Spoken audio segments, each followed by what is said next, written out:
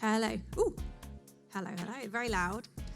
Hi, everybody. Welcome to your first Industry Week talk.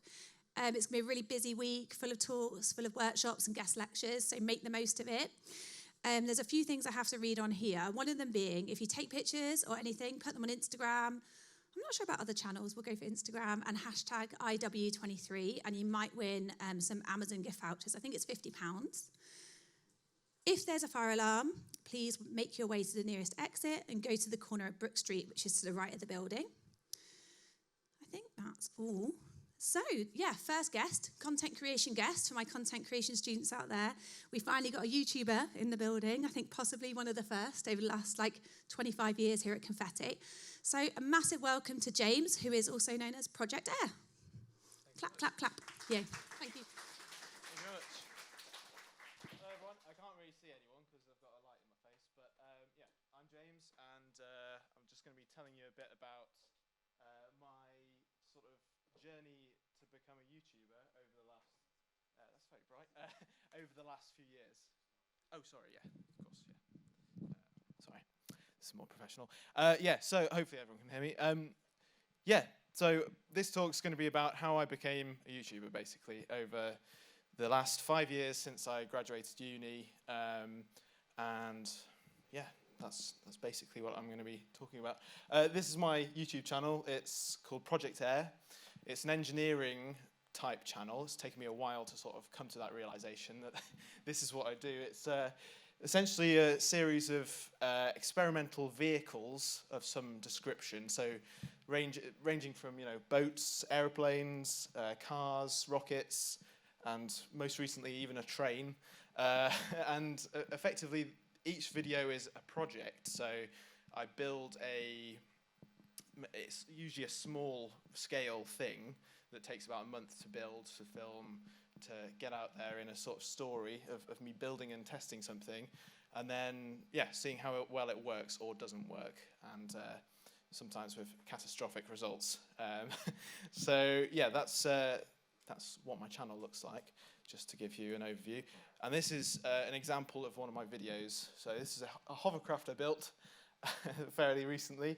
It's a very small hovercraft. It's electric, so it's got these little fans on it, and also a jet engine, which is a bit out there. I'm going to just play the introduction of this video so you get a bit more. So instead of me just explaining stuff, I thought you could just watch it, which is what. Yeah, so that's basically what I've been up to recently. That sort of represented the one of my biggest projects so far. In terms of literally, it's a pretty big thing, and also in terms of the complexity of the build and how ambitious it was as a video. But these are some of the ones I've done. So I started mostly by doing radio controlled planes and things like that. So some aeroplanes like this, rather big ones, like this rubber band powered plane. This is a jet powered car, so that used the same engine that was on this hovercraft. And originally the first thing I did with it was put it on a car. So this was a series of videos about that. And then I've also been sort of experimenting recently with some, trying to keep it a bit experimental, trying new things. Doing this slot car video, so like Scalextrics, if you know what that is. And yeah, I put a little camera on the top of it and made a really big track around my office and my workshop and stuff. So yeah, it's quite a varied selection of different things, and as you'll sort of see from the rest of this talk, getting to this point has been a sort of trial and error process, slightly like how I actually build my projects. They're very trial and error and hands-on. So yeah, these particular videos that you see here, they are sort of trying new things, and that's what I've been doing over the last 5 years, but it's been evolving into what you see here. So here are some embarrassing pictures of me. I don't know really why I'm showing you these, but apart from to illustrate my point that I've been interested in engineering for a long, long time, and yeah, this is, it was something that I was always really interested in, but I never really had the academic ability to do maths and stuff like that because I'm a bit dyslexic, and the wrong kind of dyslexic where I can't look at numbers properly. And so, yeah, I was originally very interested in things like trains, embarrassingly enough. And then sort of had these different phases. Like I got into making ships out of cardboard boxes for some reason, and putting them on rivers and lakes and things. And yeah, I didn't even have motors or anything. I don't know really why I was doing that, but I just found it fun. And it's interesting because I always thought that was just a fun thing I was doing, and really I'd probably go towards a proper career and, you know, do something like a proper job. But as we have seen, I am still messing around in the same way, but just on a sort of higher budget. So this is a very, very early video that I made. So I got a camera when I was about 10, and that was the very first sort of piece of filmmaking apparatus I got. And that, because I was, you know, quite creative, did lots of, as I was showing you, I was building lots of things. So making videos and using free software that I already had, like iMovie on my computer, I could sort of learn how to make little films. This is actually one of my friends, Mike, who still helps me with making films. And I might just show you a bit of how terrible this was. If you ever had a camera when you were this sort of age, I'm sure you probably made something similar. But this was me. This video is called, I think it's called Invasion of the Remote Control Daleks, and it was something to do with Doctor Who, as you can probably tell. So we'll see if this works. Oh.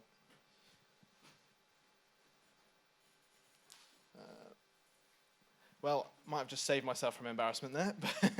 So I'll show you these screenshots instead. So yeah, this is me and my friend Mike. We did all sorts of special effects work, such as setting fire to a Dalek, and some great acting over there with some amazing shorts. Yeah, so that was my sort of early childhood. Those few, you know, that's what I got up to when I was doing my sort of spare time hobbies, activities. I was building things and I was also making films. I wasn't really combining the two at the time too much, but I was sort of experimenting with just messing around with cameras and doing all sorts of things. This is just one. Unfortunately, I did have a YouTube this is one thing that, you know, I think when I speak to a lot of YouTube creators, throughout their careers or throughout their lives, they've had previous channels before they got to the one which was actually their thing, which actually, you know, grew into a proper career. And these videos were actually on a YouTube channel that I had when I was about 12 or something, and I would basically mess around with posting stuff on there. But yeah, anyway, so that's what I was doing when I was a kid, and that sort of laid the foundation of what I was to later do.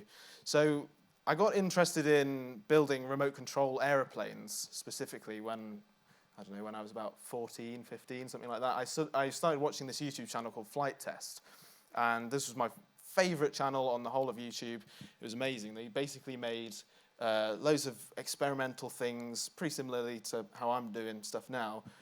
This is a jet plane with a afterburner. It's just a model plane, basically, that someone put, you know, some sort of butane canister in the front of it and had some electronics to squirt some gas into the exhaust, and a sort of, I think it was one of those stun things that you can use to defend yourself to ignite the gas. And videos like that really inspired me when I was sort of still playing around with filmmaking. And it did make me want to actually do this myself and to start making proper videos. But the main thing that I took from being so interested and being such a fan of this particular YouTube channel was that they made these remote control planes, or they gave the free plans out for these planes, and they were sort of templates that you would cut out with scissors and trace onto bits of foam board, and then glue together with hot glue. And it was like a really accessible way to build an aeroplane that could actually fly. So I got really excited about this because I suddenly realized that there was this world of opportunity where I could you could just experiment and play around with different wing shapes and sizes, and it was really, really easy to build this, what should be a really complicated machine, which is an aeroplane. I mean, aeroplanes are super complicated things in general, but they made it really accessible and creative in it as well. So I learned a lot about aeroplanes, and I messed around with that sort of stuff, and yeah. That was another big. Oh, this is an example of like their YouTube channel. I mean, I don't really need to show you that, but they had a very high. I was probably putting that on there to show you that they had a very high production quality for back then in the sort of early days, 2010-ish of YouTube, and yeah, one thing I really wanted from watching this was, well, I'd really like to work for these guys one day. So I was thinking about, like, you know, even at this earlier time, how could I, you know, start getting people's attention like that and maybe work for a YouTube channel one day. So yeah, this is one of the aeroplanes I built. This was my very first aeroplanes, and then this is one of my videos from back then. So I think I started a new channel, new YouTube channel, and then started posting videos of these aeroplanes I was building.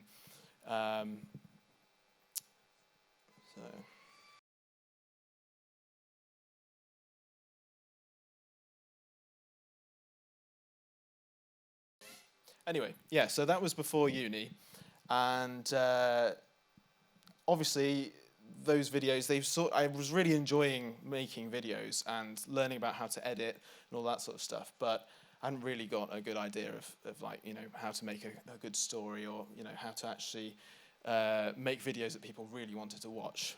That was something that would be learnt later. Anyway, so I went to uni in 2014, so that was when that video there was probably 2013 or 2012 or something. Went to uni, had a great time, sort of forgot about all of this stuff for 3 years. I was just really enjoying being a student, doing other activities I really liked, like climbing, and then I graduated in 2017. But actually, at the very end of uni, I applied to a student grant program that was being run by Santander, the bank.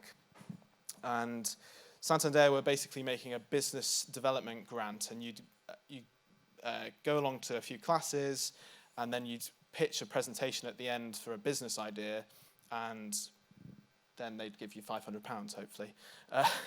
The £500 that I got went towards this Sony a6000, which was my first proper camera. Before that, I had a very small, little, tiny, like, point and shoot thing, but this was a proper, like, you know, you can change lenses and all sorts of things. And this was my start. This was the very start of my YouTube channel that you see today. This camera really kick-started the whole thing. I basically pitched to start a business that was nothing really like what the YouTube channel was, but they didn't really care what you did with the money afterwards. It was just a grant. So yeah, I basically just bought myself a camera rather than doing anything else. So this was 2017. I posted my first video on a new channel called Project Air. This was about something very boring, like I think it was called How to Waterproof Foam Board. It was very specific for what I was interested in, and what, you know, the people around flight tests sort of audience were interested in, making model planes. So yes, this very fresh-faced me, looking about 12. I didn't really know why everyone kept saying I looked 12, but I think I still probably look quite young. But so that was my first video that I posted. Now, I had a bit of a strategy here, because what I really wanted from my YouTube channel was two things. Either or, really.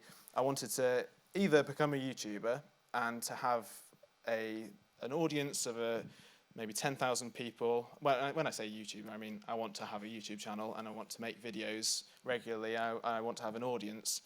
I didn't really think about at the very beginning that the first goal was to make a living off it or anything. It was just I want to have an audience. I want to enjoy posting stuff to a group of people who will be there ready to watch my stuff that I create. I thought that would be really cool. Having 10,000 people would be just an amazing number of people. If you can imagine that in a room, that's a lot of people being able to see one piece of content that you've produced.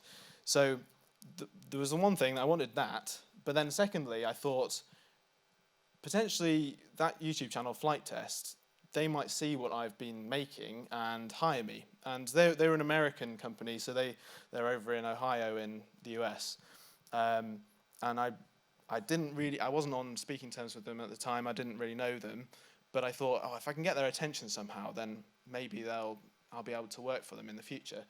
So at the time, I started this sort of strategy of posting on their website, because they had this articles page where you could write an article about a subject and then publish it. And there were a lot of people going to their website who are very specifically interested in radio control aeroplanes and drones and things like that.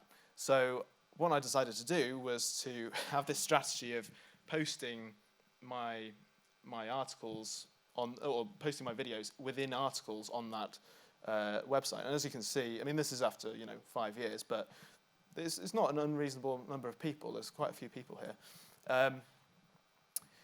So after doing this for a while, Flight Test actually got back to me, or they contacted me and said, we like what you're doing with the articles and everything. We can see that you're making some interesting stuff. Would you like to write our articles for us? Because they did their own articles on their website. And effectively, I became their website editor. Let's see what's next. So they were paying me about to do this article stuff, about I think it was $35 an article at the beginning. I asked for a pay rise after a while to about $45, I think. And at the time I'd graduated uni, and I was trying to get them to hire me, but I was sort of running out of time because my parents, I was living at my parents' house, and they were sort of pushing me to get a proper job. So that's what I did. I got a graduate's job. This is me. I thought it was a marketing job. I got some agency to find some job. I went to an interview, and they said, we need to hire someone really quickly. So can you please let us know as soon as possible if you want the job.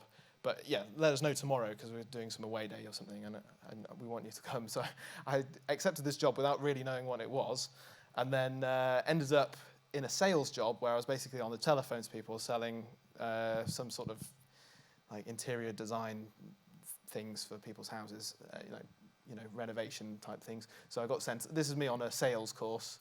There's me there, and that was pretty much at the point where I decided, actually, this is the time in my life where, if there's any time in your life where you should take a big risk, it's probably now, because thankfully, being in a nice situation, which I'm very thankful for, where I was living at my parents' house, I could take this big risk and go, I'm just going to try this thing for a bit and see if it works. So I quickly quit that job and started to write permanently about 2 articles a day, trying to make as much out of that $45 an article as I could from my parents' house.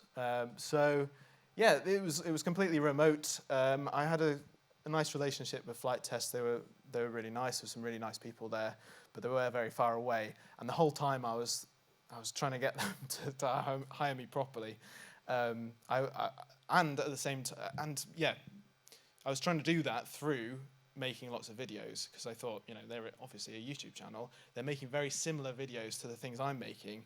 And they'd had a guy who was from Sweden who'd been making, the most extreme projects for their channel, and he'd had to go home and leave their company. So I was thinking, well, they could just hire a British guy and they could have a nice new personality there, making some wacky things. So, but that didn't really happen. But I don't know if I've got a slide on here. Yeah, I did actually go and visit them a couple of times. So these are some of the people from there. And yeah, we made a few videos, but I was only ever there for like, I think a total of about probably a month and a bit. So it wasn't exactly like being properly employed by them or anything. And I was still just being paid per article. But yeah, so at this same time, I was trying to find my niche on YouTube. I was making lots of different videos and seeing what worked and what I was really into. Like at the very beginning, I think I even did like a tour of a museum because I just wanted to, with a friend of mine who was holding the camera, and we just went around some old vintage aeroplanes and just talked about them a little bit on camera. I think that was actually for an article, so I effectively was going to these different places, and I thought, well, at the same time as writing an article for Flight Test, I may as well make a video for my channel as well, and post it on my channel, because they don't want me to make videos for them yet, but I may as well make them for me. So I was still making these sort of videos. As you can see, this one, don't know what that's about. It's only 2 minutes and 27 seconds, but definitely wouldn't be making anything like that these days. But yeah, the point was I was making videos quickly and often, and yeah, trying to find what my niche actually was. Found my niche eventually about a year later, and I realised what I was really wanting to, or what I should be doing, is basically doing a format where I build something in a video, I film building it, and then I show how well it works, and it started to take off a bit. So around this time, I was probably getting about 5,000 views a video, something like that. I remember this one here. I woke up one morning after posting it, and it had 2,000 views, and it was like the best moment of my whole life so far, because I just thought 2,000 people have seen this thing that I've made, which is just a stick, and I just made an entertaining little video about it, and that was a great feeling. So after about 2 years or a year and a half or something of writing these articles, 2 articles a day, and then also making videos at the same time, which weren't making any money at the time, my parents sort of were like, "Do you really think this is working?" And I was like, "Well, no, not really." And I was getting a bit disheartened by the situation with Flight Test, at least. So I started looking for a proper job again. But thankfully, I'd actually by going around all these companies going around different interesting places and sort of writing articles about museums and random things, I'd actually happened upon a company that wasn't very far away from where I was living at the time, called the Vintage Model Company, and they make model aeroplanes, and they're run by non-model plane nerds. They were just two guys who'd started a lot of businesses, and they were really,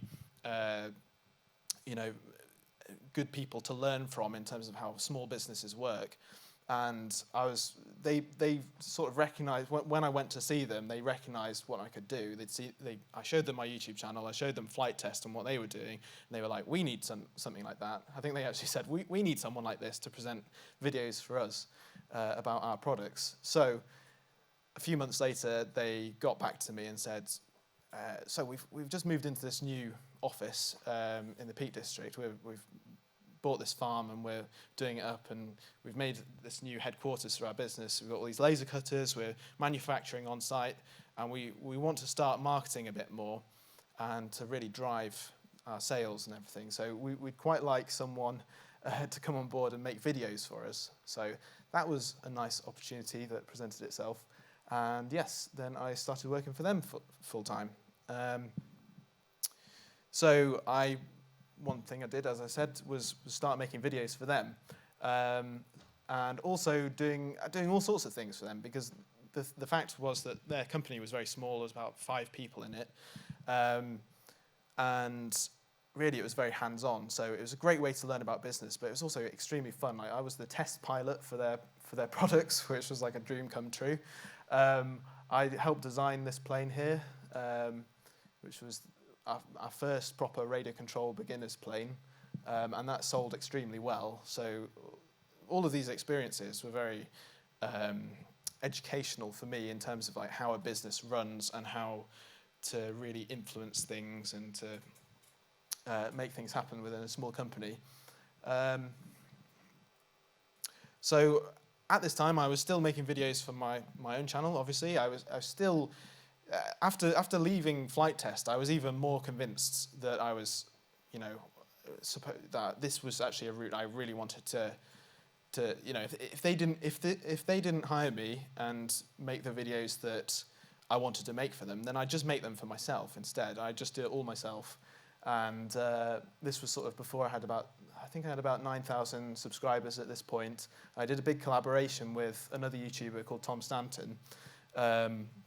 We made this big, rather large radio control plane with 4 engines, and we tried. I'm not sure if anyone's heard of the Dam Busters, but we did this project where we tried to get a barrel-shaped object to skip along the surface of a lake, which was quite an ambitious engineering challenge, but we managed to do it. And yeah, this was one of my first bigger view counts. So this was about 80,000 views. So this really wasn't anything to live on at the time, but it was starting to get somewhere.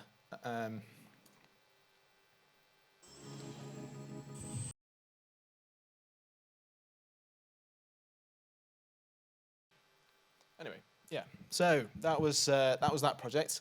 And then if you skip ahead another year, the Vintage Model Company were great because they were very flexible. My boss, Tim, said, "We're not going to pay you any more money, James, because we don't have any, but what we're going to do is just give you more and more time." So, obviously he recognized that what I really wanted to do in the end was to become a YouTuber, and that's what I'd realized at this point. And, full-time YouTuber with my own YouTube company. And their offer to give me more time enabled me to make some better videos and really to keep pushing the quality and learning about YouTube. And also, the other thing was, because I was running this other YouTube channel, their own company YouTube channel, I could experiment a bit there as well and sort of learn about what worked and what didn't. And in 2020, I managed to get my very first million-view video, which was a big step. So they sort of, I think between that Dam Busters one and this one, I had quite a steady sort of increase, sort of from about 100,000 to 300,000 to 1 million. And yes, this is where it was looking really good. The next year, I built upon this format and had a few more videos which did 1 million each. So the average view count was going up, and I did a few more collaborations and things like that. And then the next year, which is this year, I have, oh no, it's not actually this year, it's last year. I had a few more which did 1 million, which is now really the aim. That's really where I'm at. I think I've pretty much found, when I was saying about finding my niche through experimentation and stuff like that, I found the format that works, and I found what I like, which is, most important over everything. So really, this is evolved into this Goldilocks sort of zone of a format where it works in terms of it captures people's attention, and it has a good story, all of that sort of stuff. And yeah, I've cracked it. So I've now become a full-time YouTuber at this point, and I decided to say goodbye to the Vintage Model Company, but to still actually rent an office off them, because they were in a good location where they have plenty of open space around them, and they gave me a good deal with this office. And yeah, sort of just been working on these videos on my own since then. So yeah, at the moment, I've got to a point where I've just literally yesterday evening posted my first application for to hire someone as a videographer and a video editor for my channel. So we've got to a point where I really need some help. I realised that my videos benefit from when I have an extra person on hand, and I've always previously relied on friends being available, but unfortunately the nature of my videos are that I have to film a lot of them outside, and like pretty much all of them outside at some point of the video. And the weather is not very kind to these kind of things. You have to have, like this aeroplane here was extremely lightweight for how big it was. So you have to have 0 wind speed, nice bright day to get good light for filming and everything. So trying to line that up with finding a friend of mine who's good at filming and is available on a certain day, probably the weekend as well, is not really a sustainable thing. And I'd quite like to get to a point where I have someone in-house who's just always there editing extra content and then ready to go with a camera when the moment arises to film something. So yes, 5 years ago, this didn't exist, but over this time, I've sort of, it's not been a straight line like this. It's been very much all over the place in terms of both my learning experience, what works, what doesn't, trial and error, doing all sorts of things, and also, this line of my career. Where's it going? Am I going to go and work in the US? Am I going to go and work for another company after the vintage model company with this experience of YouTube being the sort of proving thing that can show people what I can do, or is YouTube itself the main thing? And it turns out that it's the main thing, which is a nice thing to discover. So I just thought I'd talk slightly about how I make my videos. I organise, this is sort of a blank canvas, but this is how I keep it very simple. I just go week by week, day by day, have to-do lists. All of this sort of strategy of how I manage my time and work on projects and meet deadlines was learnt from my university experience and from education, really. So although I did a random degree not to do with history, not to do with engineering, and nothing to do with my YouTube channel, really, in terms of the skill. I didn't do media or anything like that. What my education did teach me is that is how to make projects, how to hit deadlines, and how to organise myself. So yeah, this is just a little grid of some of my upcoming projects. So I basically have, this is Notion, I'm not sure if anyone uses it, but I use a sort of database, and you can move across different projects. So each one of these is a video, and then I can go into each one and move it around or scrap videos if I realise that actually the video's not a good one to make and I should probably leave it. Anyway, that's basically where I'm at right now. I've just passed over 300,000 subscribers. Hooray! Thanks very much. And yeah, I feel like there's a lot. I feel like I'm still very much at the very beginning in a lot of ways. The view count over here that's the total views that I've got over the entire channel over those 5 years, and some people on YouTube get pretty much that every video. So it puts it in perspective in terms of how far this could go. A very popular YouTuber, Mark Rober, science YouTuber, worked for NASA, etc. I'm sure you've probably seen his glitter bomb experiments and stuff like that. He gets 50,000 views on some videos. 50 million views on some videos, and yeah, really sort of encourages me to strive to keep hitting bigger and bigger, milestones in terms of the views and in terms of the reach of these things. I would say that right from the very get-go, although I was sort of stressing that I didn't really know where I was going, I was very, very motivated to do something different with my life and with my career. And I really wanted to do something that I just enjoyed all the time, as cliche as it sounds, and to give up on what was the more easy, what was the easier route in terms of maybe just doing something completely on the side, or just not quitting that graduate job, back then, because it would have been the safer thing. I think I really wanted to to make the most of the opportunities that I had. And I'm really glad that I did, because this is the result of it, and I'm rather enjoying it. So with that, I think if anyone has any questions, I'll take them. Thanks very much.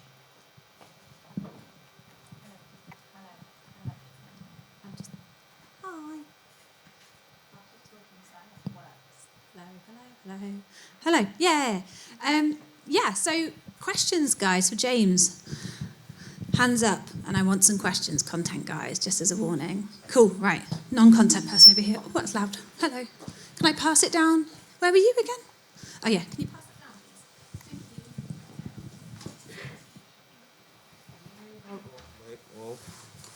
Try again. Yep. All right. Do you have any like pointers for starting off with YouTube?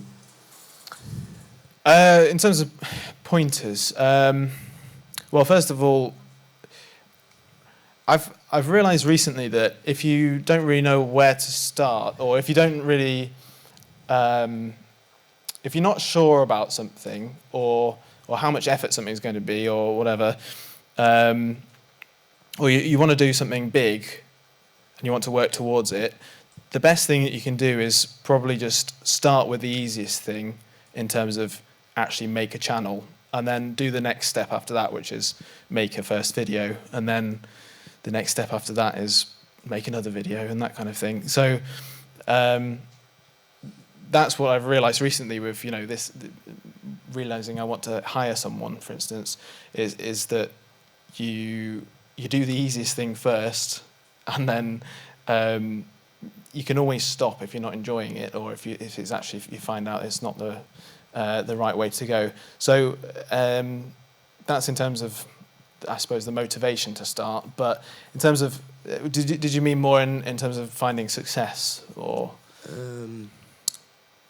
getting people to watch your videos? Yeah, like views and stuff like that to get noticed. Well, it's a bit tricky. You should probably try and find some sort of niche that you really enjoy, some sort of, you know, main topic. So mine's engineering, for instance, and see what else is out there, and maybe start copying sort of some people that you enjoy. So whoever it is that you really, you know, you find that you're watching all the time, go into your like internet history and see who you're actually watching all the time. And it depends on what your motivation is, really. But yeah, I'd say, to summarise, start and yeah, just have a go and copy some other people, see if you like it, find a niche, and then be in it for the long run. Okay. Next question. Hands up, please, just so I can see where to go. Cool. Oh yeah, go for it. And then Aidan will come to you next, okay? I've got 18,000 subscribers, and basically I stopped doing like the sort of content that my viewers were watching. Right.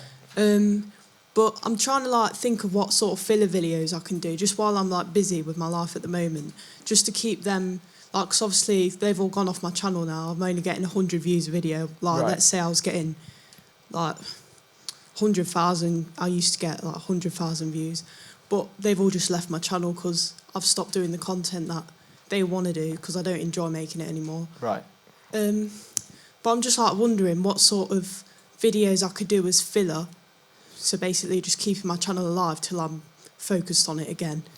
I mean, the shorts feature is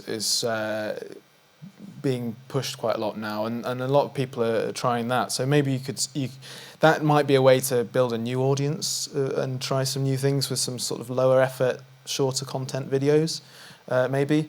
Yeah, it's a tricky one. I mean, in some ways, you're sort of, yeah, starting again from the beginnings. But that's fine if you don't enjoy making that kind of content. So, I mean, if you're doing it for the reasons of you just enjoying it, you know, as the main thing, then surely that should be the main. You should just keep making those kind of videos that you enjoy. So I wouldn't worry about it too much. I'd just keep going and see if you can keep growing it back up to where maybe you were before. But yeah, maybe trying with shorts. I've seen a lot of YouTubers in a similar position, have a lot of success with shorts and having them blow up suddenly and getting in a lot of new subscribers. So yeah, maybe that's what you should do. Thank you.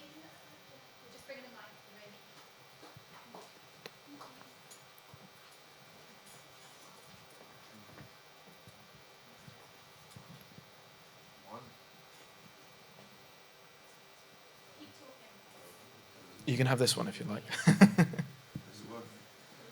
I can hear you. Oh, well. Yeah. Now, mine's like a two-part question. I was gonna say, like, do you ever get burnt out, considering you've done it so long, and like, do you ever hit a point where like you struggle to come up with like, I don't know, like new video ideas, and how do you get past that? The first one is sometimes, depending on the situation, and the second one is not really, although I sometimes struggle to find the right ideas, and sometimes I get disheartened by the wrong ideas not working. So with the first question, in terms of do I get burnt out, I think the times that I get really, the closest to burnt out is when I'm really pushing a deadline, because I'm trying to get a video in every month. I have sponsors on each video, so I have deadlines and things like that. And the nature of my content, which I didn't really go into, but maybe mentioned a little bit, is, you know, a lot of it's outside, a lot of it's dependent on the weather, it's dependent on these things that I'm making, very experimental little machines working the first time, and sometimes they can get totally destroyed at the worst moment, and you might not even, it might not be a good destruction. So like a plane could crash, but it's not done anything interesting yet, and therefore there's no video that can be made out of that. So I get a bit stressed in those times. I'm not sure if I really get burnt out, but maybe sort of just trying to get an edit in or something like that. So it's not really a huge problem with me. I think I've managed over the few years I'm doing it to have a good routine, starting afresh every month with a new video and knowing what I can do within that time. Hopefully when I have a 50% extra productivity with an extra person on board, I might be able to be even less stressed. So that would be nice. And then the other part of the question was, what was it again? It was just about coming up with like new ideas consistently. Yeah. Really, I don't have a problem with coming up with ideas. Maybe because it's so, I'm only doing 12 videos a year, and a lot of them are quite similar in some ways. But yeah, sometimes I as I said, struggle to find the right one. I want to make sure I'm optimizing the right idea, or optimizing the views by choosing the right idea at the very beginning of the process of making a video.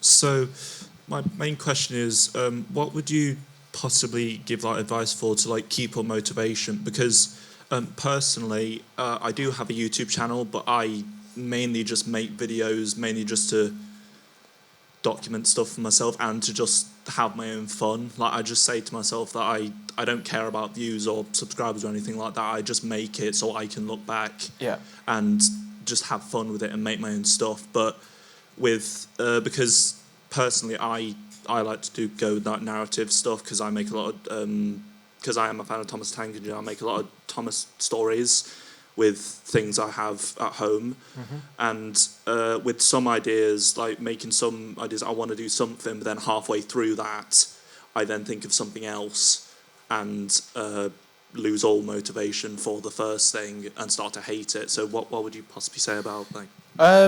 Well, I mean, I suppose in terms of finding motivation, you should. I was going to say.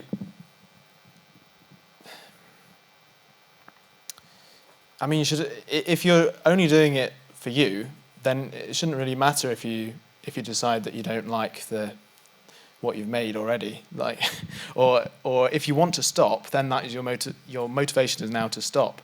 So therefore, maybe you should just stop and start something else. I mean, but if your motivation is to prove yourself to yourself that you can make something, then yeah, maybe force yourself to stick with it and see what happens.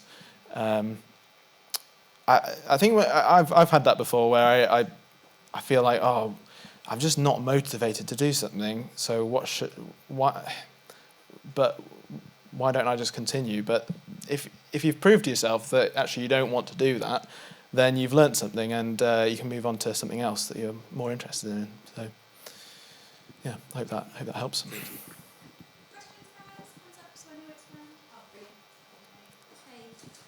Hi.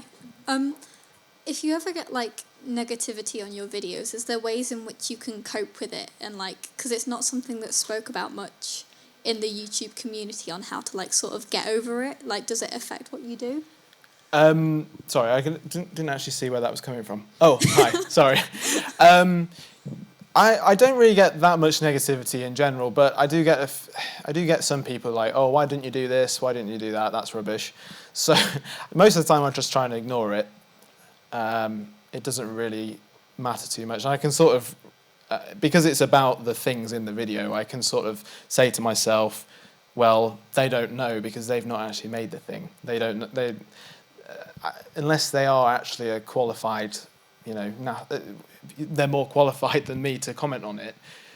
Maybe they would be more qualified, but if they don't show that they are, then I don't really care too much about it.